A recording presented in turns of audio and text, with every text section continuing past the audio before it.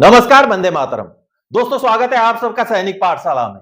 क्या हमारा DA-D R 50% basic में मर्ज होगा? अब ये खबरें चल रही हैं कि वित्त मंत्रालय के किसी आधिकारिक सोर्स से, किसी अधिकारी के बयान के आधार पर मीडिया में ये खबरें चल रही हैं कि डीए-डीआर 50% ऑटोमेटिकली मर्ज नहीं होगा। क्या है इसके मायने? दोस्तों, हर खबर को, हर जानकारी को देखने के, समझने के दो पहलू होते हैं, दो तरीके होते हैं। आपको मैं प्रैक्टिकल एग्जाम्पल के जरिए आपको समझाता हूं। आपको मैं ये ग्लास दिखा रहा हूं। ये देखिए, आपको ये ग्लास दिख रहा है। अब इस ग्लास में आपको क्या दिख रहा है? इसको देखने के दो नजरिए हैं दोस्तों। कोई बोलेंगे ये ग्लास जो है आधा खाली है या आधे से ज्यादा खाली है, और कोई ये बोलेंगे कि इस ग्लास में लगभग आधा जूस या पानी भरा हुआ है। तो दोस्तों, इस एग्जाम्पल को मैंने क्यों दिया? क्योंकि अभी जो मीडिया में खबरें चल रही है डीए-डीआर के मर्ज को लेकर के, उसके बारे में आगे बात करेंगे। और भी विषय हैं आज के इस वीडियो में, तो जानेंगे। सभी विषयों के ऊपर तफ्तीश से बात करेंगे।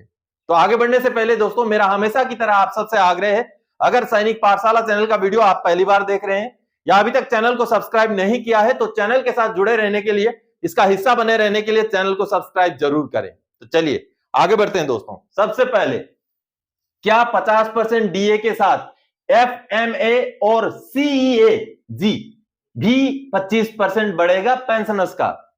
दोस्तों, जो चिल्ड्रन एजुकेशन अलाउंस और फिक्स्ड मेडिकल अलाउंस जो पेंशनर्स को मिलते हैं, वो महीने का 1000 करके मिलता है। चिल्ड्रन एजुकेशन अलाउंस भी एक बच्चे का 1000 मिलता है।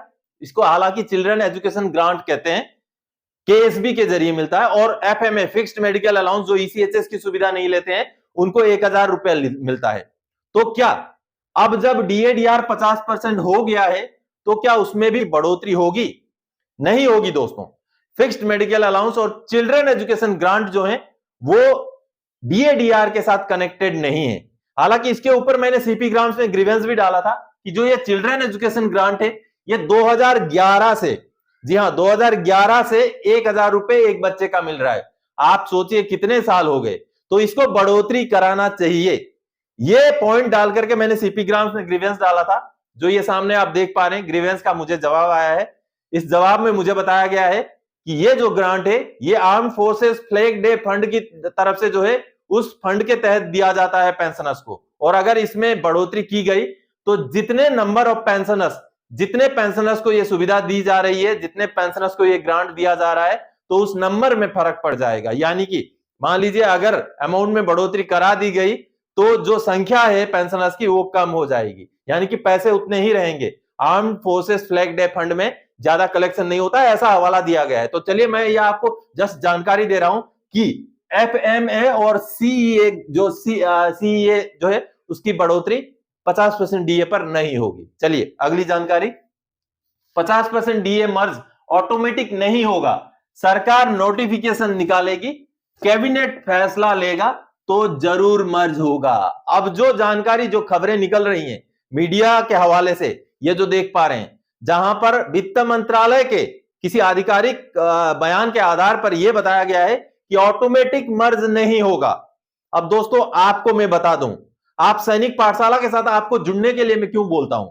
अब ठीक हूबहू ये पूरी जानकारी, ये पूरी खबर जो आज के डेट में चल रहे हैं, इनको मैंने 2 नवंबर 2023 के अपने वीडियो में आप सबको बता दिया था। बिल्कुल हूबहू यही चीजें, यही बातें जो आज से 4 महीने से भी पहले ही मैंने आप सबको बता दिया था। इसीलिए मैं बोलता हूं कि सैनिक पाठशाला के वीडियोज आप मिस ना करें।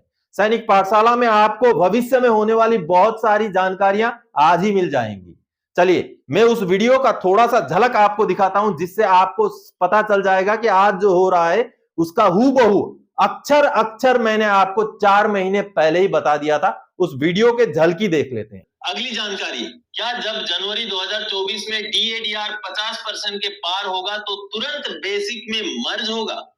दोस्तों, अब जैसे ये पता चलने लग गया है कि हमारा जनवरी 2024 से डीए या डीआर में बढ़ोतरी होकर के 50% या उससे पार पहुंच जाए, तो क्या जैसे ही डीए-डीआर 50% या उसके पार हो जाएगा, तुरंत ही हमारा 50% बेसिक पे या बेसिक पेंशन में मर्ज हो जाएगा? क्योंकि कुछ एम्प्लॉइज या पेंशनर्स ये सोच के बैठे हैं कि हाँ, 50% जैसे ही होगा वैसे ही वो ऑटोमेटिकली जो है बेसिक पे या बेसिक पेंशन में मर्ज हो जाएगा। इसको समझने की जरूरत है। दो चीजें हैं, एक तो 25% अलाउंसेस में बढ़ोतरी होनी है, एक 50% बेसिक पे या बेसिक पेंशन में मर्ज होना है। दोनों चीजों को मैं आपको समझाता हूं कि क्या होने वाला है आगे जब बढ़ोतरी होकर 50% पहुंचेगा। सबसे पहला पॉइंट, 7वां वेतन आयोग क्या बोलता है। दोस्तों 7वां वेतन आयोग का जो रिकमेंडेशन है, उस रिकमेंडेशन में ये बात है कि एक्रोइड फॉर्मूले से पेमेंट या पेंशन की बढ़ोतरी की जाए, और जैसे ही हमारा डीएडीआर 50% पहुंच जाता है, एक्रोइड फॉर्मूला वही होता है कि उसको मर्ज किया जाए। ये तो 7वां पे कमीशन का रिकमेंडेशन है। ये 5वां पे कमीशन का भी रिकमेंडेशन था, और 6ठे पे कमीशन से पहले पहले मर्ज हुआ भी था, बिल्कुल हुआ था। तो क्या हमारा 50% पहुंचते ही फिर से मर्ज होगा? आगे समझते हैं दोस्तों। सबसे पहले समझिए, 25% चिल्ड्रन एजुकेशन अलाउंस, एचआरए, इस तरीके के जो अलाउंसेस हैं उनमें बढ़ोतरी की तो गारंटी है दोस्तों। जैसे ही हमारा 50% डीएडीआर पहुंच जाएगा, एचआरए, सीए जैसे जो अलाउंसेस हैं उनमें 25% बढ़ोतरी हो जाएगी। वो ऑटोमेटिकली होगी, उसके लिए कुछ किसी की अप्रूवल की जरूरत नहीं है, वो ऑटोमेटिकली 25% बढ़ोतरी हो जाएगी। लेकिन क्या 50% बेसिक पेंशन या बेसिक पे भी गारंटेड है? ये सवाल है दोस्तों। बिल्कुल नहीं है। सरकार अगर चाहेगी, सरकार अगर करेगी, तभी जाकर के ये 50% हमारा बेसिक पे या बेसिक पेंशन में मर्ज होगा। तो आप ये सोच के ना बैठे कि जनवरी में जैसे ही 50% डीएडीआर हो जाएगा हमारा ऑटोमेटिकली वो मर्ज हो जाएगा। नहीं होगा ऐसा। एक्रोइड फॉर्मूला तभी लागू होगा, वो रिकमेंडेशन है, सैंक्शन नहीं है पे कमीशन का। रिकमेंडेशन को अगर सरकार लागू करेगी तभी हो। तो दोस्तों जिन भी व्यूअर्स ने ये वीडियो देखा था उनको आज से 4 महीने पहले ही आज की स्थिति के बारे में पता चल चुका था, इसलिए सैनिक पाठशाला से जुड़ना जरूरी है। चलिए, चीजों को समझने के दो नजरिए हैं, ऑप्टिमिस्टिक और पैसिमिस्टिक। मैंने जो आपको ये गिलास दिखाया था, ये गिलास क्यों दिखाया था कि इस गिलास को देखने के दो नजरिए हैं दोस्तों। एक तो नजरिया है कि गिलास आधा खाली है, और दूसरा नजरिया है गिलास आधा भरा हुआ है। जी हां, उसी तरीके से जो 50% मर्ज के ऊपर जो पिछले वीडियो में मैंने आपको जानकारी दी थी, और अभी जो मीडिया हाउसेस के जरिए रिपोर्ट निकल रही है, जो खबरें सामने आ रही हैं कि ऑटोमेटिक मर्ज नहीं होगा, अब इसको भी दिखाने के, इसको भी समझाने के या समझने के दो नजरिए होते हैं दोस्तों। कि एक तो नजरिया यह है कि सरकार 50% डीए को मर्ज नहीं करेगी, और दूसरा नजरिया यह है कि सरकार अगर चाहे तो 50% डीए को मर्ज कर सकती है।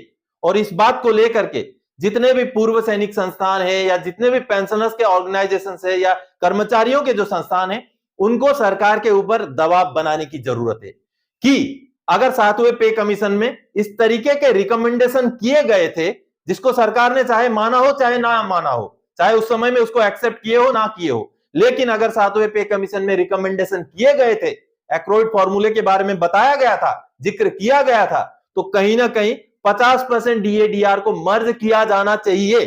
और हमें ऑप्टिमिस्टिक तरीके से चलते हुए इस मांग को भी उठाना है और भरोसा भी रखना है कि 50% डीएडीआर मर्ज किया जाना चाहिए, क्योंकि ये अधिकार है। क्योंकि पिछले 10 साल से कोई भी रिवीजन जो है नहीं हुआ है। अगर ओआरओपी की छोड़ दें, क्योंकि ओआरओपी में भी बहुत सारे पेंशनर्स बचे हुए हैं, छूटे हुए हैं, जिनको फायदा नहीं मिला, तो अगर हम कुल मिलाकर के देखें तो 10 साल में बहुत सारे पेंशनर्स का कोई रिवीजन नहीं हुआ है। तो इस वजह से अभी 50% डीएडीआर पे कमीशन के लागू होने से 2 साल पहले जो है रिवीजन होना या बेसिक में मर्ज होना बहुत ज्यादा जरूरी है। और इसीलिए मेरा तो मानना है कि हम ऑप्टिमिस्ट रहें और दबाव बनाएं, हम बार बार इस मुद्दे को उठाएं, ताकि सरकार को भी इस मुद्दे के ऊपर सोचना पड़े और 50% डीएडीआर मर्ज करने के आदेश निकालने पड़े दोस्तों।